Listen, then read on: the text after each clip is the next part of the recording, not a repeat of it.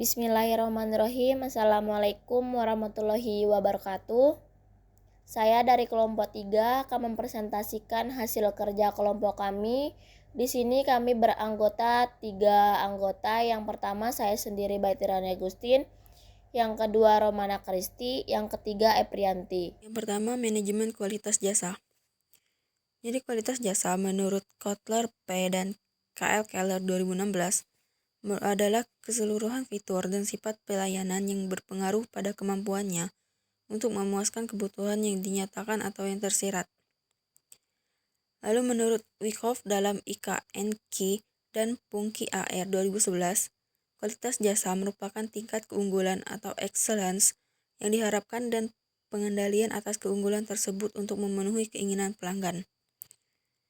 Maka dari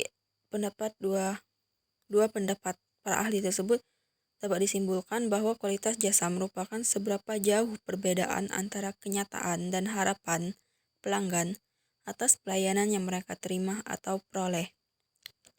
Oleh karena itu, kualitas jasa dipengaruhi oleh dua faktor utama, yaitu jasa yang diharapkan, expect service, dan jasa yang dipersepsikan, perceived service. Lalu perusahaan perlu memperhatikan 5 dimensi kualitas jasa. Menurut Parasuraman dalam Jasfar 2005, dalam memberikan pelayanan kepada pelanggan, yaitu 1. Tangibles atau bukti fisik merupakan kemampuan perusahaan dalam menunjukkan eksistensinya kepada pihak eksternal. 2. Reliability atau kehandalan, yaitu kemampuan perusahaan untuk memberikan pelayanan sesuai dengan yang dijanjikan secara akurat dan terpercaya.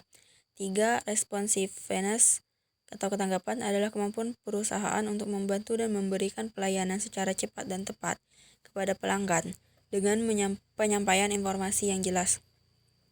4. Assurance atau jaminan dan kepastian, yaitu pengetahuan, keramahan, dan kemampuan para pegawai perusahaan untuk menumbuhkan rasa percaya para pelanggan kepada perusahaan.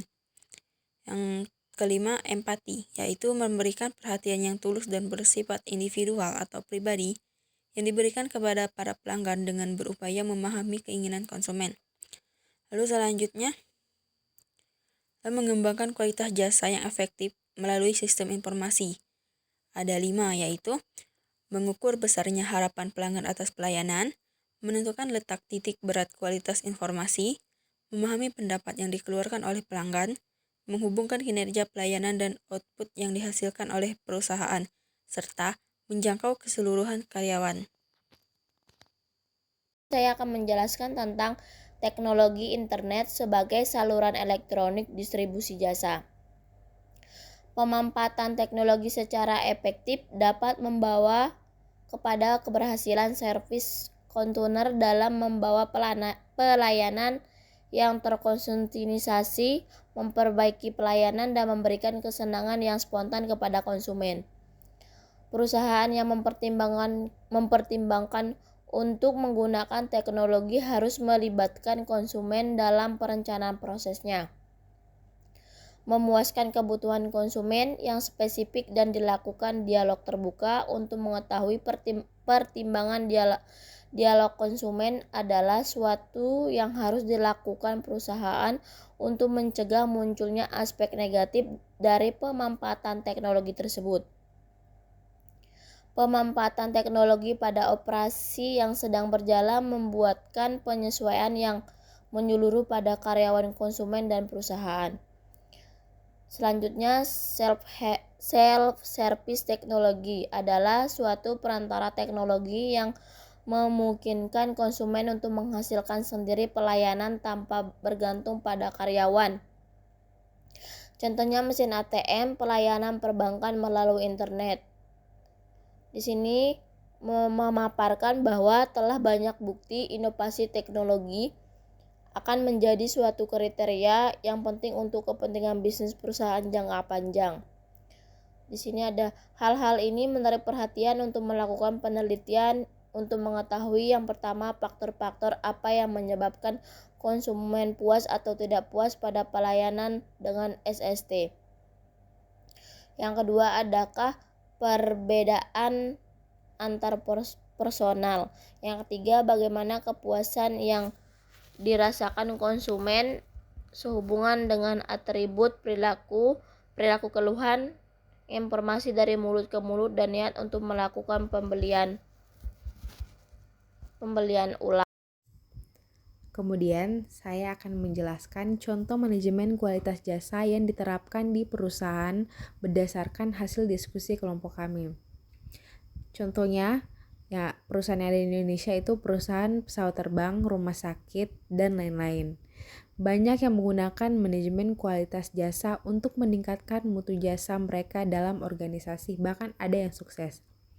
Langkah awal dalam implementasi manajemen kualitas jasa adalah menilai realitas organisasi saat ini.